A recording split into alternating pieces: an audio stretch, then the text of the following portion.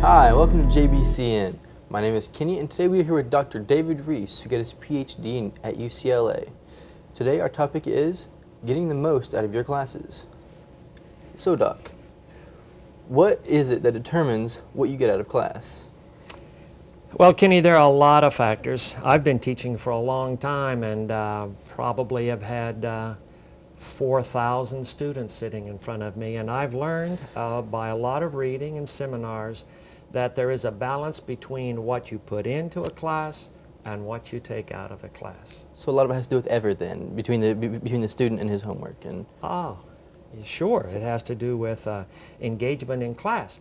For example, repeated studies have shown that students who sit in the first 3 rows of the classroom will score 10% higher than the people who sit in the last 3 rows of a classroom. Now, that's a tough thing to decide that you're going to sit down front, but Yeah. at the same time, it involves you in the class. And now, why do you think that is, exactly? Well, I think it has to do with understanding the value of an education. Some people think that an education is simply what takes place in the classroom, but it's far, far more than that. So you have to understand the value of going to class. What is class about? Is it just about reading, taking notes and tests? Well, you can look at it that way. But that really cheapens your education because some classes will teach you how to make a living and others will teach you how to live. So you can't separate what you take from a class from the character formation. And no matter what the subject is, you will profit in the deeper understanding of your life by doing well. It doesn't make any difference whether it's physics or science. So, do you think you can apply to everyday life what you get out of class? No, not necessarily. I don't think so. We can't build an education around pragmatics about what works for you and how this is going to apply, especially if you're interested in the formation of the person. Yeah. So, you think it's just certain classes that somebody can take from, or you think there's some classes that we don't necessarily need? Oh, yeah. Learning in every. I don't think that you can learn anything, Kenny, that you cannot use at some later date.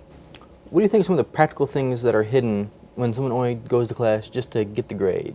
Yeah, well, we've kind of touched on that. It just means that they're short-sighted in their education. There is a philosophy out, it's dated somewhat now, called structuralism. And structuralism believes that everything in life is integrated in one way or another. And so the old quote is that a butterfly won't flap its wings in the Orient without having effect on the west coast of America. So we have an interrelated life, and you can't just learn something in one class and isolate it from their whole formation. I see. You take, for example, music and art are not something that you may apply this afternoon, but they shape you and form you into a whole person. So it deals with building your character and your personality, is what you're saying with these other classes? Sure. Okay. It's all about living and not just earning a living. Very true, very true. Now, what do you think it truly means to get an education? What is not educational? True. I mean, do you think everything in life is educational in some way or another? Yeah, of course. You don't do anything that doesn't have an impact on something. And I learned a word yesterday called COTE, C-O-T-E. And it's another name for a pigeon coop. And you wouldn't think that would be important, except today in the newspaper there was an article about racing pigeons. And it was a fascinating article about pigeon racing and the genetics that go behind racing pigeons and diet and exercise and predators like Cooper hawks. So the word cote leads me into this interest in pigeons, and the next day in class I read about pigeon racing, which is a growing sport in America. Everything is interrelated. How do you think that learning helps someone achieve a certain goal? I think when you set a certain goal is a good term, and in contemporary thinking about education, this is called a disciplined mind. That is a mind who has a specialty in one area, whether it's biology or eugenics or physics or theology. It doesn't matter. You become a specialist, at least well-versed in one discipline, and that means there's focus. But as a generalist, We want to synthesize that way of thinking into a broader area, and when you become broad, you find connections between other classes and what becomes your specialty. So when you say, how can you get a certain goal, reach a certain goal, I say it's by focus, but not to the exclusion of broader reading and study. So you said focus, but how would you tell somebody to achieve this focus? Well, let's go back to the classroom, all right?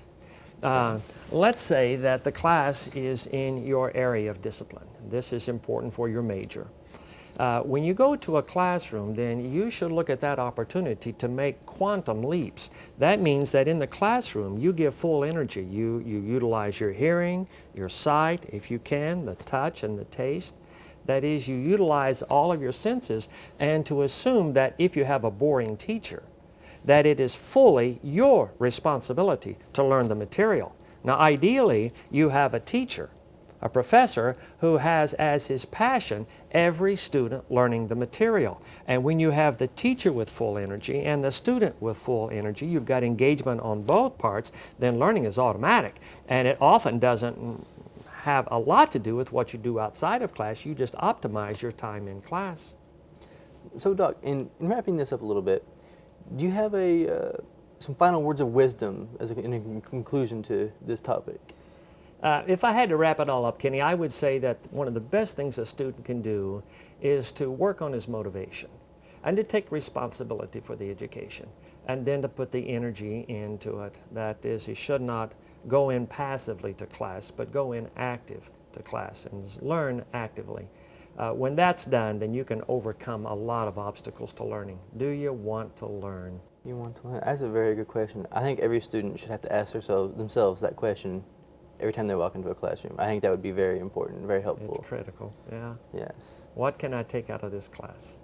Yes. What can I learn today? And I thank you, Dr. Reese, for coming and talking with us. And I want you, all of you, to remember, do your best in class and get motivated. Thank you.